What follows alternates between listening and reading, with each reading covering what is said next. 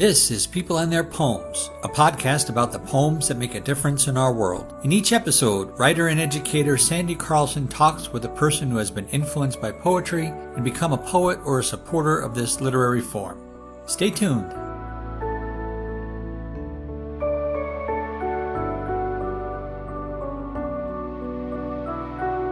I kind of fell into the spoken word. It didn't happen right away. It was the second month, I believe, that we elected to sponsor the spoken word. The Arts Alliance tried to get that up and running in another venue, but it didn't work out. So then they asked if we would be able to take that on, and we jumped at it. Like, yeah, that's great. We had this great back patio. It just all flowed very well with the whole idea of the Arts Walk.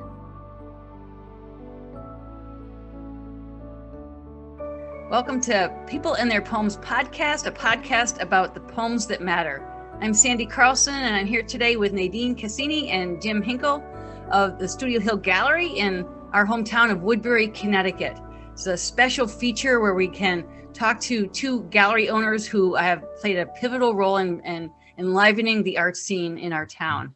Welcome, Nadine and Jim. Thank you. Thank you, Sandy. Hi, thank you. Would you just give our listeners some background about the gallery, when you started it, and what your vision is for its place in Woodbury? Well, we opened in December of 2020. Everyone thought we were nuts, opening during the pandemic. It was partly because of that. We wanted to open earlier in the year, but of course, pandemic hit, and then it took forever to just get everything together to be able to open up. Why did you pick Woodbury? We always loved this area. Neither of us grew up here, but we loved to come here and just loved the town, loved the parks and the hiking. We would take our dogs on Halloween and dress them up and walk them down Main Street in their little costumes. Yeah, we just loved it. And then the opportunity came, to purchase the property that we have the gallery in, and we live here as well. We thought that was it. That was the sign. There you go. And you are located on South Main Street, correct? Yep, 507 Main Street South. Right across the street from what was the Curtis House, and it's going by what name now? It's now the 1754 House, and they as well started during the pandemic. I guess 2020 now, it seems so long ago, but we were very happy to see them succeed, and we're happy to be succeeding and plugging along as well over here. So, giving it our best and trying to work through everything that the pandemic has thrown at us. But it's such a nice community, and there's so many artists. We just knew we had to open up when we did. We were, like Nadine said, we were going to open up earlier in the year, but everything shut down. The whole world, we all shut down. Didn't know what was going on. And but we just said, I guess now or never. So. Well, that's great. And the gallery is in just a beautiful old home that you have both put so much work into. Could you tell us a little bit about the house and what attracted you to it? At first, because we found it online at first, and the facade, the face of the house is very pretty. It's a Greek revival built in 1850. They did put some additions onto it, but it does still have most of its charm. And we've started putting in some landscaping. We had to put in a driveway and parking, and we were trying to keep with that old sort of feel as well. Wanted to blend in with the rest of Main Street and all of the homes, and it's very pretty. So the sculptures you have out front and the signs, and it just adds a nice energy. It's definitely like crossing a threshold when you come to the hotel and your gallery. And on the inside of the gallery, what's so interesting is some of the antique painting that you have found on the wall when you were restoring the house. Could you just speak to that a little bit? Originally, we thought, we'll take the wallpaper off because every room was wallpapered, and we'll just paint everything, gallery colors, and move on from there. But then we discovered that all the rooms had this really wonderful hand stenciling, some that even looks like gold leafing. And so we, it was months, to try and decide what are we going to do. But we decided to preserve it. And then behind me actually were bookshelves that we took out. And when we took out the bookshelves, we discovered this older stenciling that was behind the bookshelves and behind the newer stenciling. And newer, we're not sure of dates, but we're thinking turn of the 20th century, 19 teens perhaps. This could be 1850 for all we know. We're not sure, but it is older. Yeah, it's a very, very charming space that somehow works for whatever you both decide to curate for the given show. It's very, very beautiful. Could I just ask, do you both have backgrounds in art or liberal arts or art history? I went to school for art, so I got a degree in that. And but when I left college, I spent from then till now doing landscape design and architectural work. And so I applied my art background to that, and really, through those years was focusing on that work, and got to a point where I really, wanted to come back to my roots, and as far as just art is concerned. And Nadine and I had, this thought, I don't know how many years ago now, but it blossomed into what it is now, and hopefully will keep growing. But I did go to school, but been bounced around a little bit, and now back focusing, solely on art. Got it. Mm-hmm. How about you, Nadine? My background is actually history and political science, but with the liberal arts education that I was fortunate to have, we were exposed to all areas of, literature, arts, science, that's the whole point, having a well-rounded education. And so arts was always very foremost in study, in enjoyment, traveling with my family, going to museums. So the love of art was, there for a long time. That's terrific. Could you just speak to how do you know who you want to show, or how do you find your art that you have on display? And you mentioned that this year it's been a 4-week cycle for these shows, so that's a pretty fast-paced calendar that you guys keep. How do you find your artists? A lot of different ways. A lot of it's been organically since we, put up our sign. A lot of artists have come to us. But before we opened, friends, and we've created relationships over the years. So we have people, that aren't just from Woodbury, just outside, the glass blowers or fine woodworkers from different areas. So we had some people set up ahead of time that we knew and our friends, and then a lot has been organic. And then, of course, we just keep, searching for, just the right fit. Instagram has been helpful too, connecting with other artists. So that's been a good tool. Yes, absolutely. Did the timing of the pandemic and social media skills kind of coincide with this sort of development of the gallery, or did you bring those skills pretty well honed to the gallery? Because you are very, very masterful Instagrammers with the gallery shows. It's really great if I don't get down there to be able to just pop into my Instagram and see what the latest is down there. And it's always exciting. Well, yeah, you definitely, I think, as everybody did, had to be a little more creative. Getting people to come out to an art gallery during a pandemic, it's, not the easiest thing. So by doing virtual tours and things like that, trying to be creative, it hasn't been easy, but it's the creative juices flowing for sure. Yeah. Now's a good point. Can you just give us what is your Instagram handle? At Studio Hill CT. Like Connecticut. At Studio Hill CT. That's easy. Okay. And could you talk a little bit about how you became involved with the spoken word aspect of the Arts Alliance of Woodbury's summer arts walks and how promoting spoken word and other art forms in addition to what you have in the gallery has become part of your work? We connected with the Arts Alliance of Woodbury probably earlier in 2021, earlier that year, just meeting some of the members, board members, and they approached us about, and letting us know that this existed, this organization existed. Would we like to participate, become members? So we kind of came on board that way early in the year. As far as, then May of 2021 was the first arts walk that the organization put on. And people were just starting to kind of get out of their houses.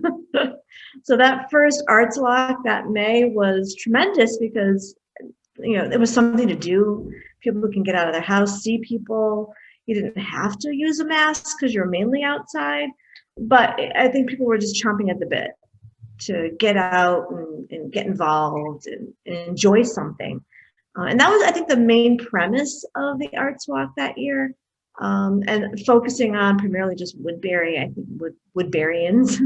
Yeah, just kind of giving back to the town and giving the town something enjoyable. But we kind of fell into the spoken word. It didn't happen right away. I think it was the second month, I believe, second or third month. I lose track of time. And that we elected to sponsor the spoken word.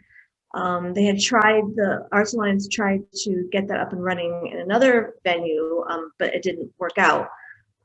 So then they asked if we would be able to take that on, and we jumped at it. Like, yeah, that's great. We had this great back patio. It just all flowed very well with the whole idea of the arts walk, and then promoting the arts and and other aspects of arts. So yeah, we were excited about that. We still are. Yes. Do you plan to carry it forward in the new year? Yes, we've been trying to see how we can continue the momentum of it after the arts walks are done. We're still working on that. Yeah, it takes a little bit of planning, but in the next few weeks or time's flying, but maybe a month or so, it'd be nice to be able to get that going again, because the one thing that we found last year after the arts walk ended, that you had such a great momentum with the spoken word, and it fell off because the arts walk stopped. But there's so many people that it's just such an enjoyable event for the participants and the people sitting in the audience, especially because of the open mic that's offered, that you may decide at the very last minute that I'm going to jump up there and give it a try myself. And so it's really been enjoyable for everybody. So we'd love to, continue that. And it just takes a little bit of planning and, want to make sure we get it right. The spoken word events on your patio were a highlight for me and for Ed in the summertime, and we were so bummed out when we had that brutal heat wave and then it had to be canceled. It was common sense, but it was a disappointment because such a community forms there. And even if people are just there once a month to share and to hear, they're connecting on such a deeply personal level with such sincerity and heart that it's hard not to walk away with that energy and that sense of the shared experience of being alive in a specific place. I find when I'm listening at these events that the people's struggles and their victories and their questions, we share them. And whatever format people choose for their work, it's part of who they are. And that structure and form and word choice let us inside their souls. And that's a very profound thing to be able to do on your patio. And I think it says something about a community that we're in, that people show up and do it. It's really, really, I think, very, very beautiful and very generous of you both to make that available. You're right how special it is. And the weather didn't do us any justice this season either, with the amount of rain that was coming down, specifically only on Thursdays. The third Thursday. Yeah. Yeah. And so this last time, to your point of it being such a great thing, we just moved everything indoors, last minute. And I feel we certainly have to continue and figure out a way to take the weather part out of the walk, or at least the spoken word part. I think that's what we mentioned earlier about the last spoken word event for the Arts Walk that happened in August. I think piggyback on what you were saying, Sandy, that all those elements that made it beautiful were there. Yeah, we had to move it indoors last minute, but everything worked out so well, and the connection, the personal aspects, the vulnerability of everyone who stood up there and spoke, whether it was reading or reciting or singing or drumming. It was just such a wonderful experience. And I think if our listeners stop by Studio Hill Gallery, they will definitely feel that they are in a home for art. I think whatever is hanging in your gallery is at home there, and there's that warmth and that welcome that comes right out of the walls. It's just there, and it's just so inviting. And even the gift shop where you have so much space for local authors and their work. Yes, and we're trying to make more, and we are have plans for more space for the book nook and the local authors. And yeah, it's just there's so many great people and great artists, from authors to painters to sculptors, everybody. It's just we need to keep expanding and expanding to have be able to show everything. I think before we opened our inaugural show in December of 2020, I think our concern was, geez, how are we going to fill the space? And then almost immediately it was, we need more space. Well, I've looked at the pictures of the gallery online from your early days, and it's amazing how you have so beautifully made the most of every inch of that home. And no matter where you look, there's something beautiful to look at. And I think I can't say enough about the gallery, and I just hope anybody listening will take the time to come on down and see what's going on at Studio Hill. Could you give us any preview or idea what'll be coming up in the final weeks of 2022, so people can definitely mark their calendars to come in? Coming up to the holiday show, where it's always fun because just to see everybody in the community, whoever would like to have something in. Keeps growing every year, and it's always just we just love being able to represent what the people in the area or community would like to show or get out there. Just like you were saying about the poetry and being able to share part of your soul. Certainly, that is what the artists with whether it's a sculpture or a painting on the wall. Certainly is a big part of their soul too. So we take a lot of care and with that respect, and so it's fun for us to be able to put on a group show like that. And one of our goals has always been to highlight the arts in Woodbury, even in lower Litchfield County. I think doesn't get the recognition that maybe other parts of the county get as far as the art scene, but I mean, it's a vibrant art scene that exists here. There's so many incredible artists, tucked away in these little hills. But yeah, I mean, our goal is to put the spotlight, on the art scene here and give it the credit that it's due, and build on that. Well, we're grateful for it, and it is a really wonderful treat to be able to get in the car, drive for 5 whole minutes, and be immersed in that experience, and not have to go all the way into the city. It's a real treat, and we're really fortunate to have Studio Hill Gallery in our town, highlighting the local artists and those farther afield in the different media that you make available to us, and for sponsoring the spoken word events. If people want to find out more specifics, should they go to your website will the details be there, or what's the best way for people to follow up on this conversation? You're on social media. I mean, we're always doing updates on Instagram and Facebook, and of course going on the website. you'll be able to find all that information. It's just the two of us, so updating the website takes might be a tad slower than the Instagram and Facebook. So that's like the quickest up-to-date thing. But for sure, we'll have all of our information on the website as well. All righty. Well, that's we'll make all that information available in the podcast notes as well. And so thank you both very, very much for your time telling us about what you got going on at Studio Hill and what's ahead. Thank you very much for having us. Yes, thank you, Sandy. It's wonderful. This has been People and Their Poems, a podcast about the poems that make a difference in our world. Be sure to check the show notes for any special links relating to this episode. If you want to learn more about the podcast, visit peopleandtheirpoems.net. Or if you want to learn more about Sandy and her work, visit sandycarlson.net. Thanks for listening.